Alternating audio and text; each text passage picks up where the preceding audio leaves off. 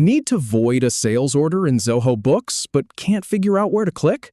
Learn the exact steps in under 2 minutes. I'll show you how to navigate to the sales order, use the 3-dot menu, and confirm the void with a reason. Open Zoho Books. Click on Sales. Select Sales Orders. Click on the sales order dated 26 June 2026. Once the order is open, click on the 3-dot menu. From the drop-down, choose Void. Type the reason. Then click the Void It button to confirm.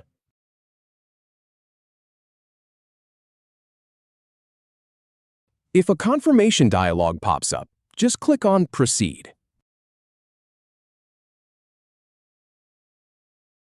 Verify the status changed to void.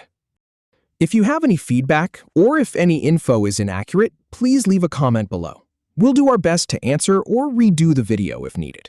Thanks for watching.